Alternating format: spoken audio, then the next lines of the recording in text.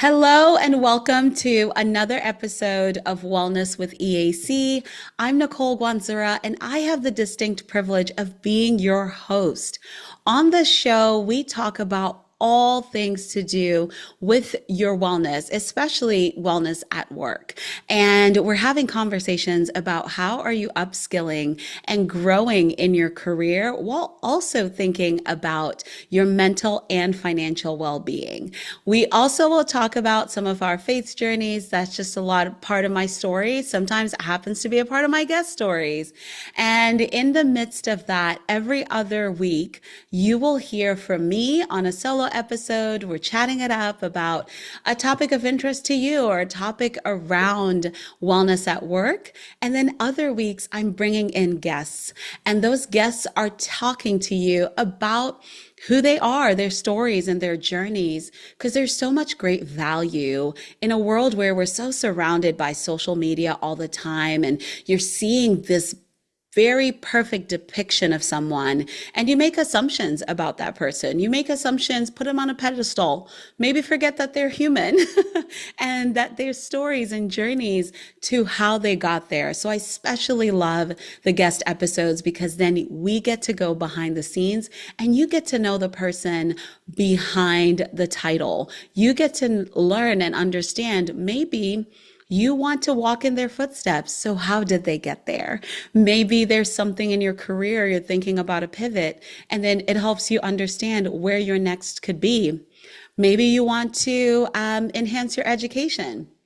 There's a lot of really great guests that come here that are really well educated, including my guest today. So this is such a fun thing about having guests on the show. And my promise to you is that every guest that is coming on the show has been pre-vetted. We have conversations before this. They are going to give you the same energy that they're giving on the show. If you hit them up on LinkedIn and ask some questions and things like that, I think it's so important to open up that relatability in the conversation. So I'm really excited because today is one of those amazing guest episodes. And I have the privilege of chatting with Dr. Heather Scott, and she is the Assistant Dean of Inclusive Leadership at Agnes Scott College. And I want to tell you a little bit about her. She's going to introduce herself, tell you a little bit about her background. But one of the things I have learned about her is that she did a study abroad in Ghana that kind of sparked her love for international travel. Listen out for this episode. She may sprinkle a little bit of that story and that journey. I've never been to Ghana, but it's on my list and I hear so many amazing things. And if you don't know anything about me, you know I'm from Zimbabwe, so Africa is a place I love. And Dr. Scott also loves reading. You can tell by her background if you're watching us on YouTube. She loves to read. It doesn't matter what it is. It could be a memoir. It could be historical fiction. It could be nonfiction. She really loves to read. So if you have any recommendations for a book she should read, or maybe you would like a recommendation from her on a great book to read, make sure to add that into the comments. But without further ado, I cannot wait to get into this conversation. Dr. Heather Scott, welcome to the show. Thank you for having me. Thank you. I'm excited to be here with you. Of course. I'm so glad you said yes to being on the show and sharing a little bit of your story. So let's get right into it. Who is Dr. Heather Scott?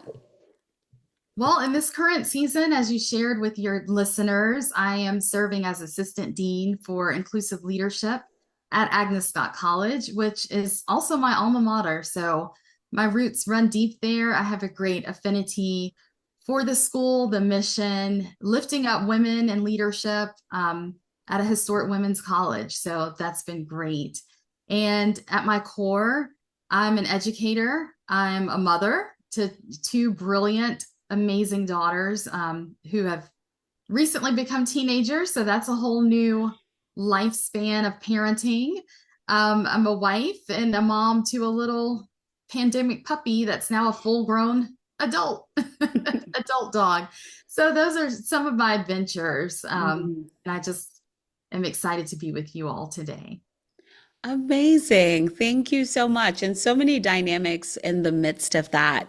And I love a good return to your alma mater situation and story. It's really amazing, right? And just a testament to the experience that you had. And I'm sure things too that you wanted to come and enhance as a result of your experiences. So I'm excited for our listeners to continue to learn a little bit more. So, you mentioned some really cool dynamics of who you are. And I'd love to know, just in this season of life, what in particular are you really, really proud of? That's a phenomenal question. And I'd like to talk about that from two perspectives. So I'll Mhm. start with the personal, and then I'll pivot to the professional. So, really, in this season of life, as I mentioned, I have two teenage daughters who are really coming into their own, exploring and finding their own interests and their future ahead. My husband and I both work in higher education, so they've been on college campuses since they were infants, literally.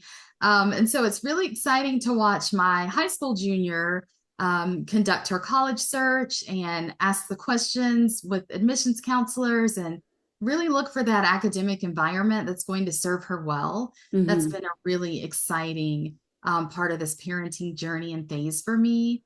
And then watching my ninth grader acclimate to high school, and she is just taking it on with flair and hasn't missed a beat, and is finding her way too in her own interest. So that's been most exciting for me in this personal season. Mm. Professionally, I have really been excited by the ability to really anchor my work in the area of access, belonging, and inclusive excellence. That's really what I feel I've been called to do in the space of higher education. And I feel that in this current role and some side hustles that maybe we'll talk about later, Mhm. I've really been able to delve into that space and that work and contribute to that space. So that has been tremendously fulfilling to me. That is so wonderful. And what a treat it is, right? That you can find something that you're really proud of personally and professionally. Because so often it seems like it needs to be tied to one area or can only be exclusive to one area. So I appreciate you sharing that.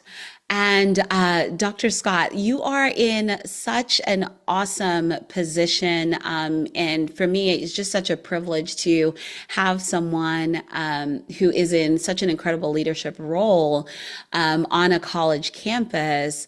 But I can imagine you haven't always been an assistant dean your entire career. So, can you walk us through a little bit of that journey? How does one become an assistant dean?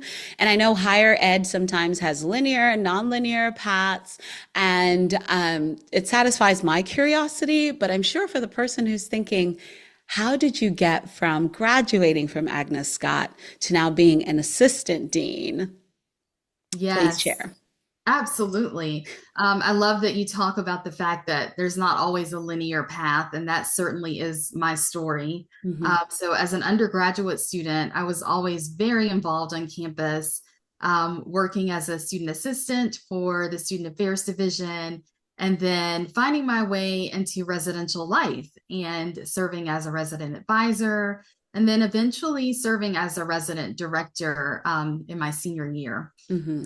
That inspired me to go to graduate school for my master's, specifically in college student affairs administration, like so many folks on that pathway do.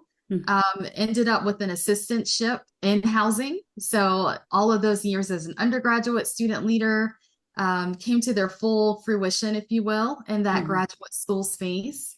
I loved it, loved the energy of being on a college campus, learning about different types of higher education institutions. And that led to my first professional foray into the field of higher education, which was in a very traditional student affairs role. Hmm. serving as a student activities program coordinator at Spelman College, which is actually the alma mater of my mother. So that was a Oh. great honor to get to be on the campus that she spent 4 years at Hmm. as a student in the 70s. And then I worked there for 4 years as well. So that was a really neat parallel Hmm. to getting to work with homecoming, the sororities on campus, all of the fun things of college life and youth, SGA, things of that nature. From there, I had aspirations, as many do, to ascend Hmm. that ladder of leadership and eventually became the director of student life at Georgia Perimeter College, which is now Hmm. associated with Georgia State University. Loved it, dipped my toes in the water of teaching a first year Hmm. seminar course. And I said, this is it. This teaching thing is it. And I had a fantastic mentor as my supervisor. And so Hmm. I shared with her my interest in the teaching space. And she said, well, you need to go back and get that PhD. Hmm. Said, yes, ma'am. And she said, even if that means, that I lose you as a professional, Hmm. you really need to pursue it. And at this time in life, I did not have children, so was enjoying that kind of free time. So it was the ideal time to go back to school. I pursued my doctorate in educational leadership with an emphasis in higher education. And from there, I worked in administration at the university in which I received my doctorate, Mercer University. Hmm.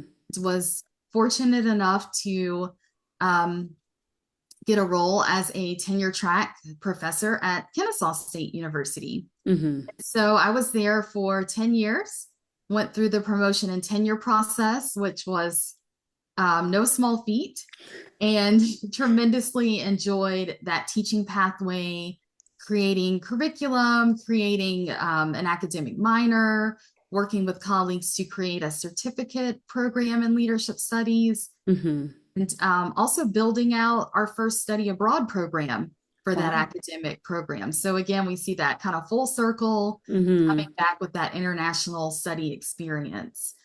So that was kind of my nonlinear jump from student affairs into a very traditionally centered faculty role. Hmm.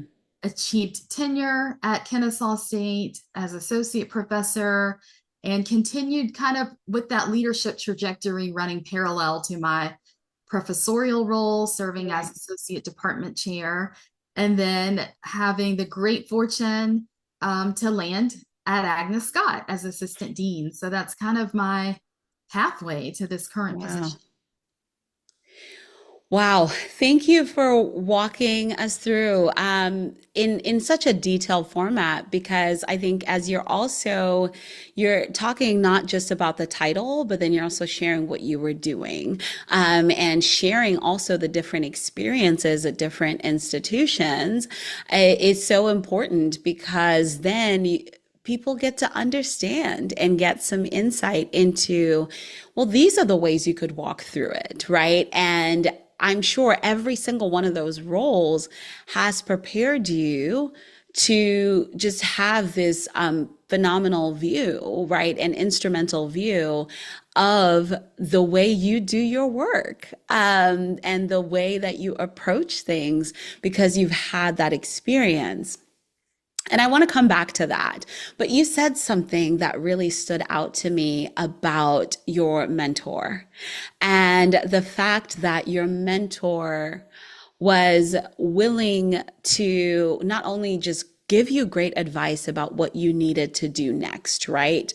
But because also they were also your supervisor and willing to let you go so that you could thrive in your career. That is what mentorship is about, right? That is what mentorship should look like. So, just wondering, do you have any advice for someone who is oftentimes, I think, in undergrad? I don't know if it's necessarily easier to find a mentor, but there's something about being in our career say even mid-career professional, it's hard. It's almost harder to find a mentor. So do you have any advice on one, how to find a mentor? And maybe if we could talk about that, the difference between a mentor and a sponsor. Oh, absolutely. That's so critical. And a lot of what I engage with from a research and teaching perspective Hmm. is women in leadership. And we know that mentorship and sponsorship are pivotal kind of cornerstones of that space. So for me, finding that mentor, it really has to be about an authenticity between Hmm. the two folks in that relationship. And I got to do some work as a mentor lead in my last role as a professor, where we did a mutual mentoring community. And Hmm. that was so important. So a lot of times people think of a mentorship relationship as hierarchical, that Right. it's you're reaching up to someone and they're imparting their wisdom upon you. But in this particular model, it was a mutual mentoring group where we were all in the same role, kind of navigating similar issues. And it Hmm. created a space and a community for us to come together. So I think that model is helpful for those that may be more in a seasoned position in their career. Hmm. And I think there's a lot of value with that. And then sponsorship is a concept that I came to understand a couple of years ago. Hmm. That sponsorship really is what moves the needle, Yes. particularly when we are looking at priority populations and advancing the numbers of women in leadership roles. Hmm. Really having that person that will say, you know what, I saw this opportunity and thought of you. Um, Mm. or sending you that quick text. This happened to me last week. Someone sent me a text and said, hey, send me your CV. Yeah. I know this and this is coming down the line, and I thought of you. That's what Mm. sponsorship looks like. It's building those relationships first so that you do come to top of mind for someone when they see something that may be in alignment with your passion, your goals, and your vision for yourself. So the two Yeah. are extraordinarily critical. Absolutely. Absolutely. Thank you for sharing that and defining the differences because it's not often that people fully understand what that looks like. Right. And I appreciate the example you shared of sometimes, just there can be almost linear mentorship and across colleagues. And because of our various experiences and those conversations, I think that especially play out in people's networks that yes, this is my peer, it's my colleague. We can understand each other, we can connect on different things. But at the same time, they have an expanded network that I don't immediately have access to. So then when you do get a text about something that's coming up, or they put your name in the hat, and all of a sudden you are up for an award that one, you probably didn't know about, two, even if you knew about, wouldn't nominate yourself. But then that person is recognizing your brilliance and your excellence. And I think also the safety of having a mentor is also someone, because of the relationship building, hopefully it can be a little vulnerable with because of Yes. any shortcomings. Can Yeah. you talk about that, please? Oh, absolutely. That's critical and important. It should definitely be that safe space where you can willingly take that feedback and have those real conversations with them and Hmm. have those moments where you're able to say, you're familiar with my skills and my skill sets. Do you see anything lacking, or do you see some areas in which I could grow, or I'm looking for opportunities to grow in a particular area? And that Mm. safety is really important in those conversations, in those moments, to really advance the relationship, the mentoring relationship. So I have been fortunate enough that I've had those moments where I've had the opportunity to speak with candor and ask someone, hey, I want to go in this direction. What is something that I need to expand my skill set on? And Yes. not taking things personally always. Mm. Understanding that it's a moment of growth, it's an opportunity for growth for yourself, and not necessarily about who you are as an individual, but perhaps an area in which you can advance your knowledge or skill set. Absolutely. And someone who really cares about you should be able to tell you the truth. It's just how it's delivered. Yes, that's important. That's Yes, really important. We can say a lot of things, but the impact of the words, I definitely live by scripture that shares that there's life and death in the tongue. So, yes, how you do say that to someone could give them life and help them grow, or could kill a dream because they were already nervous about it. And now there's a bright spotlight on it that they want to shy away from and close that door. right. Absolutely. And that's why it's so important to stay connected and rooted in your faith so that you have that discernment to know Mhm. when to share the dream or maybe not share the dream, and how to take that feedback, with that knowing of this can help me in this way, but certainly don't let it shut your dream down. So that's critical. Critical discernment, keyword. Yes. Discernment, and just knowing when to close your mouth Yes. is a good time. So, Dr. Scott, there's so many good things that are coming from the conversation, and you mentioned too part of your experience. There's just kind of some side hustles and experiences. Can you share more? Because I honestly, I'm just genuinely curious, but also I think there's just no one definitive role of things, and you're just doing that exact thing because we're such multifaceted humans. So, can you speak to the side hustles? Absolutely. And I'm going to reframe the language side hustle. So I learned this actually a few weeks ago Hmm. at a Women in Tech event that was put on by Amazon Web Services called Women in the Cloud. And they talked about off the desk work. And Mm. I thought, that's something I can take with me from this situation. Yeah.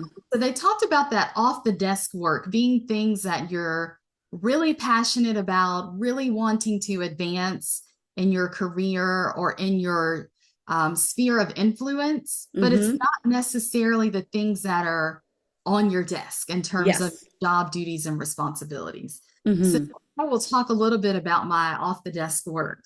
And one of the areas that I'm really proud of and just excited and have so much energy and enthusiasm for is a program that I developed with some colleagues called AGILE. We've named it AGILE, and it's an acronym, as we love in higher ed, which stands for Advancing Global Inclusive Leadership Education. Mm. And so the mission of that program is really to expand the number of global immersion experiences and study abroad for Black students.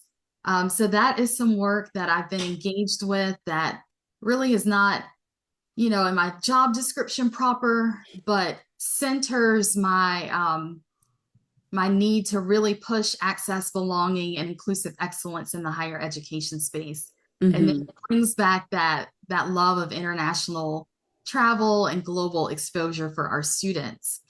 So that is a project that I hold dearly. I have been blessed to have great support from colleagues, friends, corporate partners who have really just poured into that program and have asked, how can we help, how can we support, what can we do to really get this off the ground. So that's Mm. some work that I'm really in love with and very proud of at this moment in time. That is incredible. And it's so important. One of my biggest regrets from college is not having studied abroad. I really believed that I was in a rush to go somewhere and nowhere at the same time.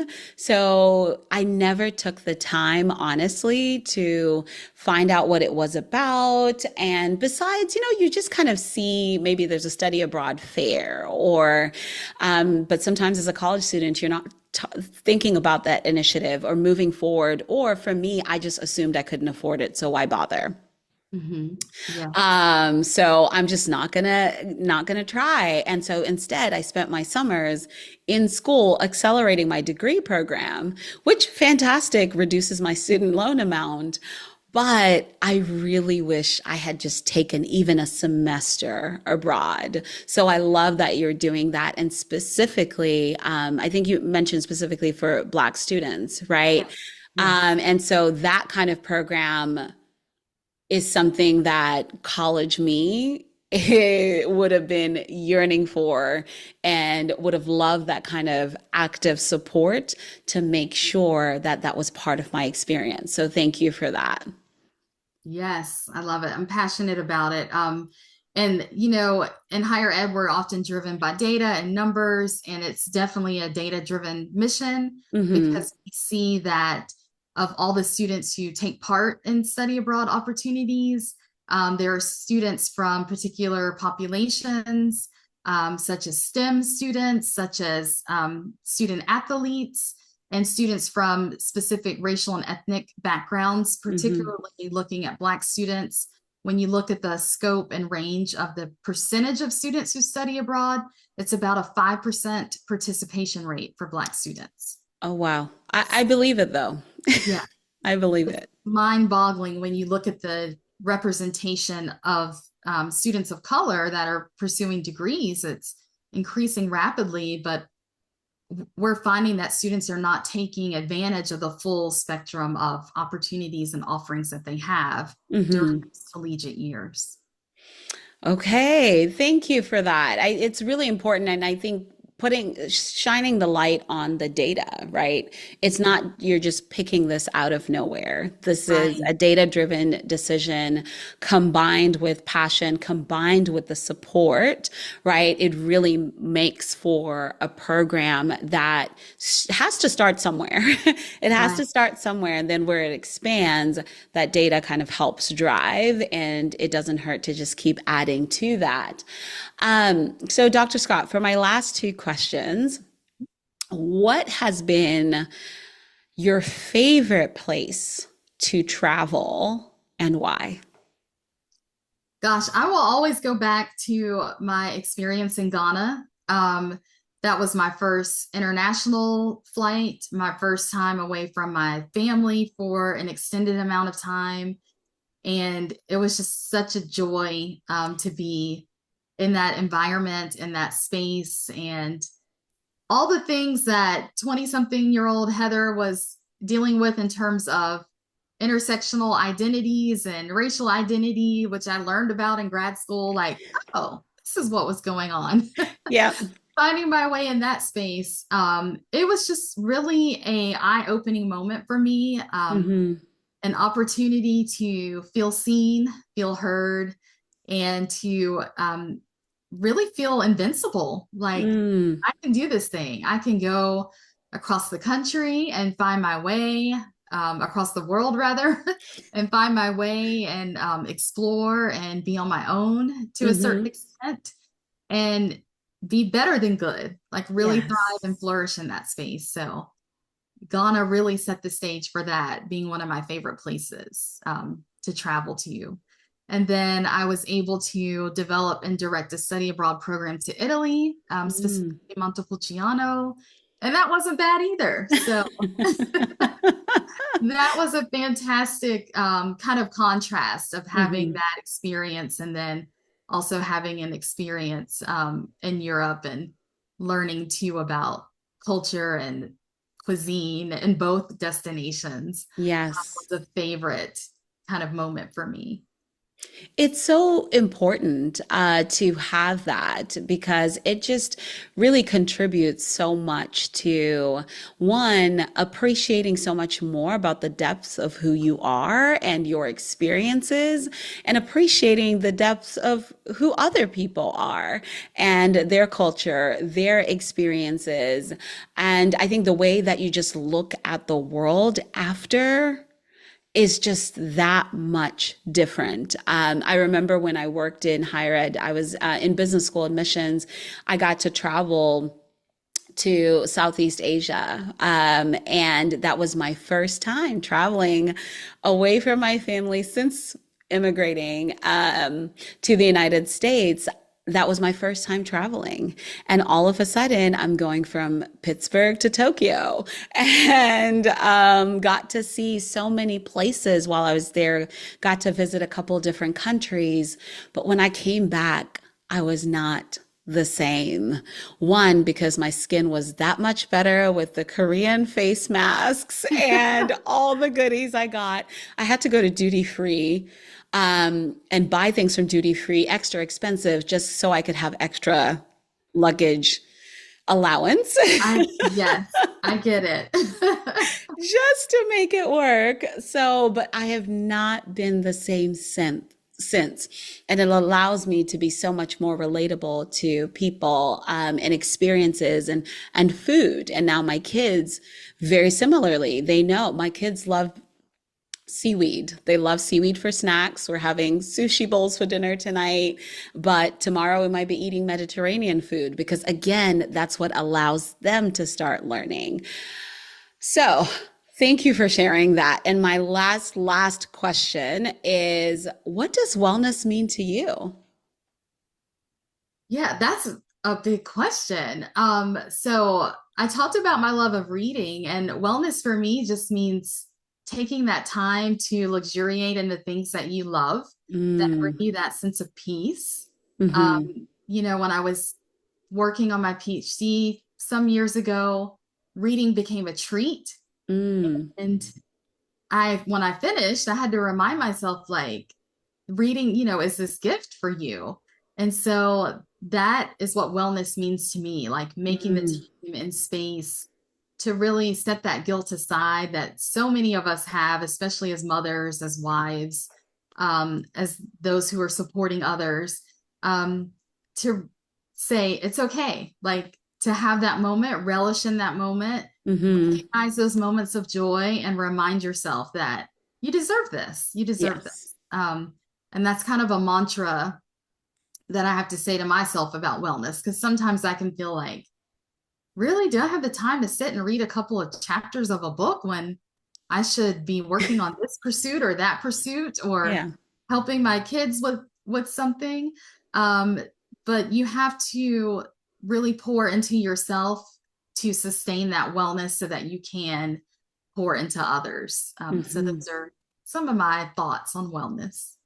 Yes, and that's really important. And reading is a great way to do that. It also takes you away from, maybe just doom scrolling or, just getting so caught up. My daughter the other day, I was like, Mommy, I need you to work less and Yes. spend more time. And she meant it. And when it's coming from a 6-year old, you listen because they're observing and this time is so precious.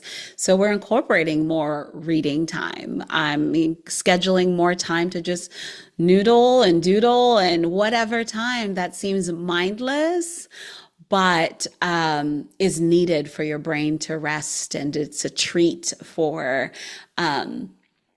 the things that you just want to do, but forget that you can do.